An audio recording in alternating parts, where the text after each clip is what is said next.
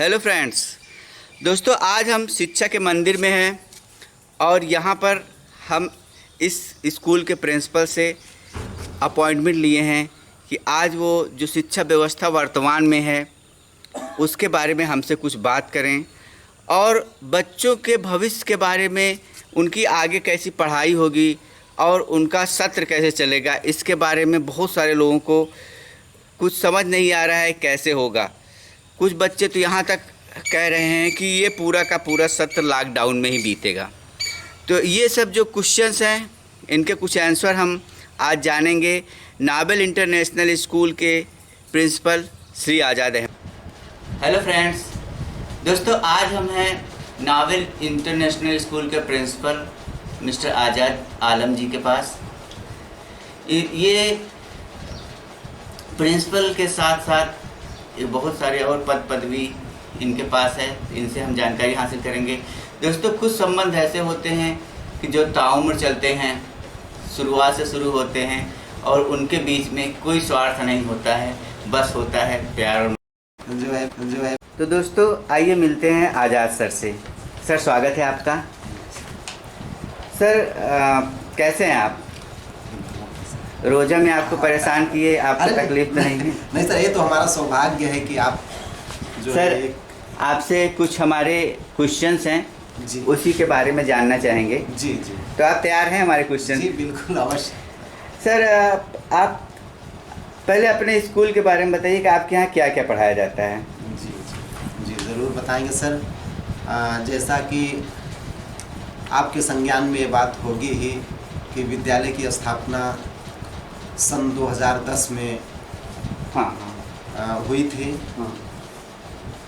विद्यालय के संस्थापक मरहूम अखलाक अहमद जी हैं, जिनकी बड़ी इच्छा थी कि एक ऐसे क्षेत्र में काम किया जाए, एक ऐसे पिछड़े क्षेत्र में काम किया जाए जहां शिक्षा की कोई व्यवस्था ना हो। अच्छा सर, आपको आज से 10 साल पहले की स्थिति और परिस्थिति आपको पता ही होगी कि इस क्षेत्र में एजुकेशन के क्षेत्र में यह पिछड़ा हुआ क्षेत्र माना जाता ये तो था। है। तो हम लोगों ने सर मिलकर काम करना शुरू किया। मैं अल्लाह पाक से, ईश्वर से मैं दुआ करता हूँ कि मरहूम अखलाक भाई को, जिनकी बहुत बड़ी ख्वाहिश थी कि तालीम हो, उनको अल्लाह पाक जन्नत में आला मकाम दें। उनका विगत 13 फरवरी को इंतकाल हो गया। अरे और जो है फ़िलहाल हम लोग मिलकर काम की एजुकेशन में आप लोगों का आशीर्वाद रहा, समस्त क्षेत्रवासियों का पूरा सहयोग रहा। हमारे ग्राम सभा खास करके नौहर हुसैनपुर के जितने भी निवासी हैं, सब हमारे इस काम से बहुत खुश हैं और सबका पूर्ण सहयोग मिल रहा है। और सर आपका क्वेश्चन था कि विद्यालय में क्या क्या पढ़ाई होती है। हाँ, तो जो ये नावल इंटरनेशनल स्कूल है, ये प्री क्लास से, मतलब छोटी क्लास से, नर्सरी क्लास से क्लास 10th तक यहाँ स्कूल में पढ़ाई होती है। और बेसिक शिक्षा परिषद से मान्यता प्राप्त जितने भी और माध्यमिक से जितने भी सब्जेक्ट हैं, सारे सब्जेक्ट्स की पढ़ाई होती है। इसके साथ साथ इस विद्यालय में जो मुस्लिम वर्ग के बच्चे हैं उनके लिए उर्दू और अरबी की व्यवस्था है, और हमारे अन्य वर्ग के बच्चों के लिए संस्कृत और मोरल एजुकेशन की व्यवस्था की गई है। ये 2 सब्जेक्ट जो है विद्यालय में अतिरिक्त सब्जेक्ट के रूप में पढ़ाए जाते हैं। अच्छा सर, मैं दूसरा क्वेश्चन है कि अभी लॉकडाउन चल रहा है जी, तो लॉकडाउन में बच्चों को विद्यालय तरफ पढ़ाने कोई व्यवस्था है? जी सर, विद्यालय में जब से लॉकडाउन चल रहा है तो हर क्लास का एक व्हाट्सएप ग्रुप बनाया गया है, जिसमें बच्चे व्हाट्सएप ग्रुप के माध्यम से पढ़ाई कर रहे हैं। उनको डेली रूटीन के हिसाब से एक रूटीन बनाई गई है। हमारे विद्यालय के जो वाइस प्रिंसिपल हैं श्री विमल कुमार ओझा जी, और जो क्लास 6 to 8th की इंचार्ज मिसेस सकीना बानो, ये लोग अपना एक रूटीन बनाकर एक बहुत अच्छा काम कर रहे हैं। व्हाट्सएप के द्वारा बच्चों को पढ़ाई करवा रहे हैं। उनको यहाँ से विद्यालय से होमवर्क या क्लास वर्क कहिए उसको, अभी क्लास वर्क यहाँ से भेज रहे हैं। बच्चे वहाँ घर से उसको सॉल्व करके फिर उसको उसकी फ़ोटो खींच कर भेज रहे हैं यहाँ पर, फिर ये लोग चेक करके उसको बच्चों को कमियाँ ऐसे ही इंगित कर रहे हैं। ऐसे अधिकतर स्कूलों में हो रहा है। जी सर। सर, इस बार ईद आने वाली है, कब है ईद आप बताएंगे, कब हो सकती है? ईद सर जैसा कि अनुमान लगाया गया था आज ही के लिए, लेकिन आज नहीं हुई है ईद, तो कल श्योर है, कल अवश्य ईद होगी। अच्छा, तो ईद का इस बार आयोजन किस प्रकार होने की संभावना है? ईद का आयोजन सर ये मुस्लिम वर्ग के यहाँ बहुत बड़ा त्यौहार माना जाता है। सबका त्यौहार तो सबका होता है। हाँ। और ख़ास करके 1 महीने के रोज़े के बाद मुस्लिम वर्ग इसको सेलिब्रेट करता है, जिसमें सभी धर्मों के लोग शामिल होते हैं। हाँ। इस बार थोड़ा लॉकडाउन की वजह से कुछ फीका लग रहा है, लेकिन पर्व है। हमको जितना भी शासनादेश है उन सब का पालन करते हुए पर्व को मनाना है, सबको मिलजुल कर। अच्छा आज़ाद भाई, हमने सुना है बचपन में हम लोग साथ में रहे थे, तो कुछ हमको आपके बारे में ये मालूम है कि आप शायरी भी कुछ करते हैं। और तो जो आपका शायराना अंदाज था बचपन में, तो अभी किस मुकाम पे है, उसके बारे में कुछ बताइए। धन्यवाद सर। हमारा आपका जो संबंध है सर, या तो एक टीचर और स्टूडेंट का जो संबंध होता है वो है। आपने हमको कंप्यूटर की पूरी एजुकेशन दी है सर। शायरी और कविता ये मन के भाव हैं। जब मन में भाव आता है तो ये कागज़ पर उतर आते हैं। फ़िलहाल सर आप लोगों के आशीर्वाद से अभी 2 साल पहले एक नज़्म संग्रह आखिरी ख़त का प्रकाशन हुआ। हाँ। उसके बाद अभी 2 काव्य संग्रह प्रकाश का अधीन है, प्रकाशन में हैं। अच्छा। और फिल वक्त में अभी कुछ कहानियों पर, एक कहानी संग्रह पर काम हो रहा है। कहानियाँ लिखने की कोशिश की जा रही हैं। अभी वर्तमान में एक बिंब प्रतिबिंब करके एक राष्ट्रीय पत्रिका है, हिंदी पत्रिका, हिंदी साहित्य की। उसमें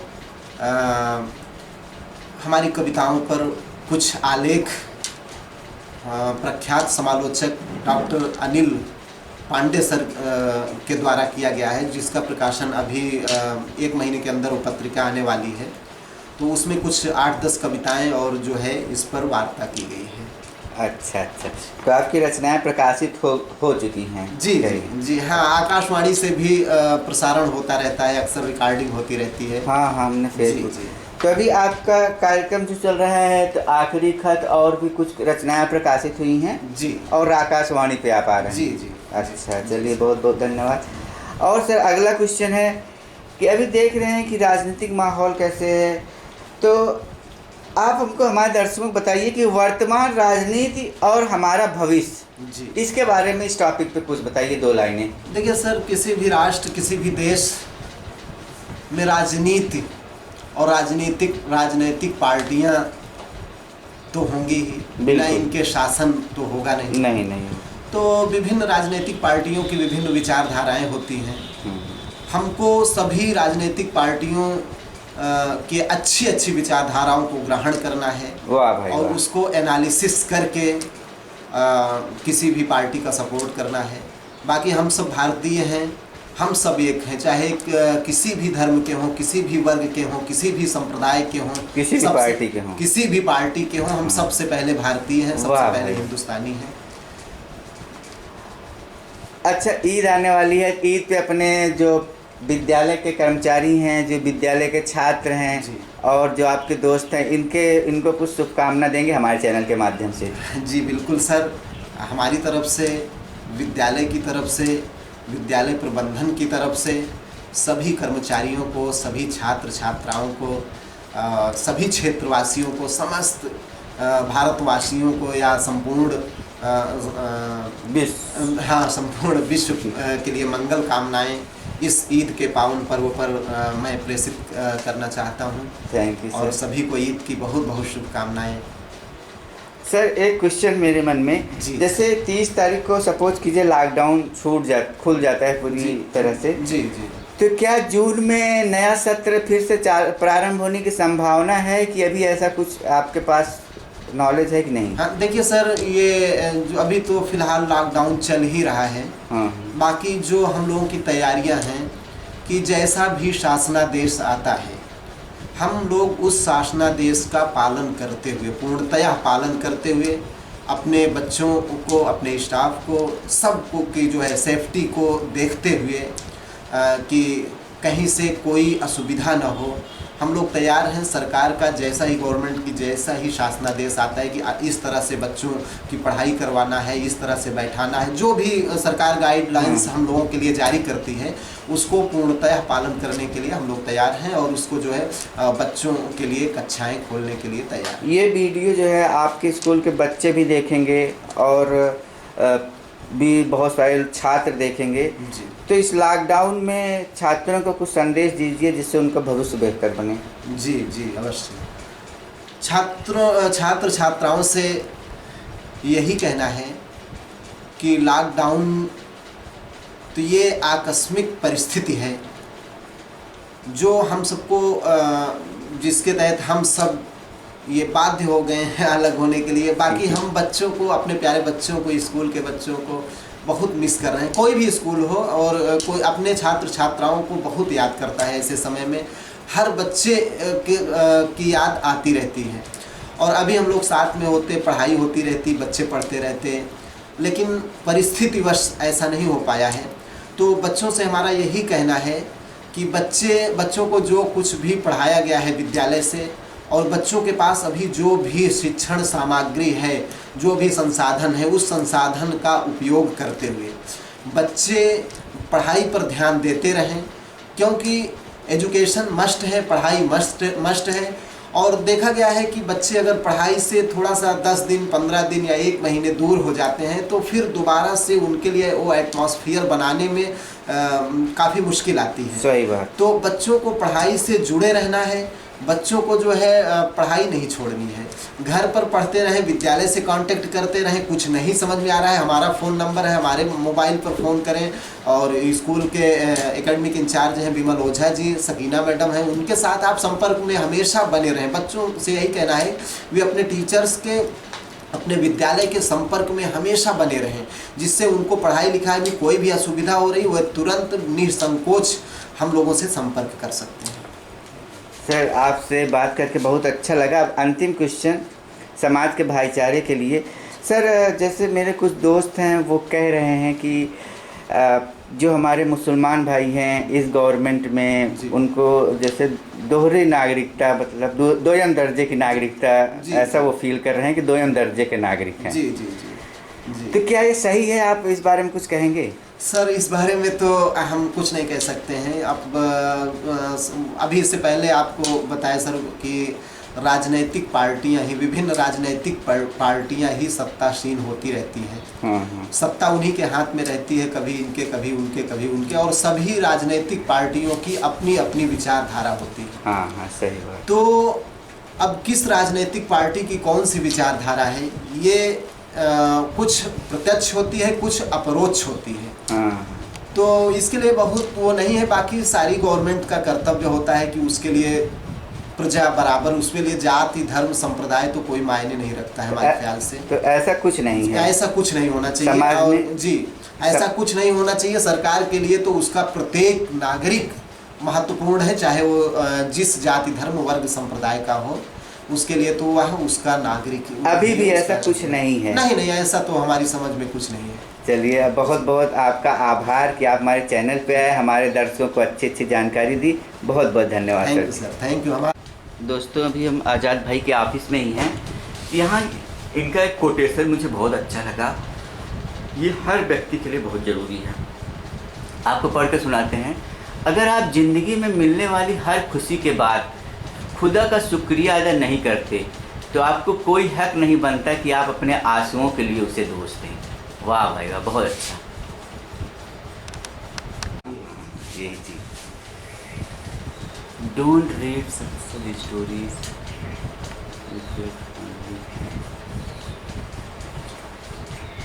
सम आइडियाज, गुड गुड गुड। ये देखिए दोस्तों, इनका ऑफिस है। इस ग्लोब महापुरुषों की तस्वीरें जो अमूमन हर स्कूल में होता है, सुभाष चंद्र बोस और ये अब्दुल कलाम।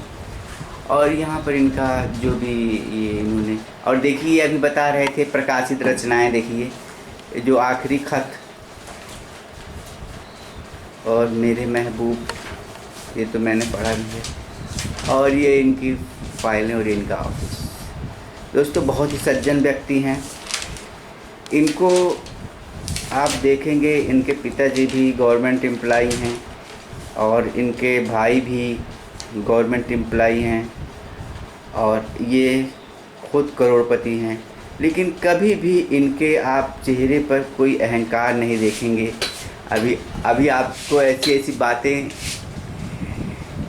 इनके बारे में जानने मिलेगी यूट्यूब से, जो आप देखेंगे पूरा वीडियो, ठीक है। और इनके ऊपर तो जीवनी आने वाले समय में बनेगी।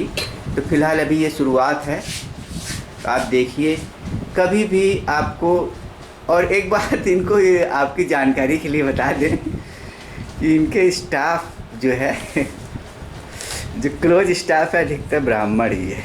Thank you very much.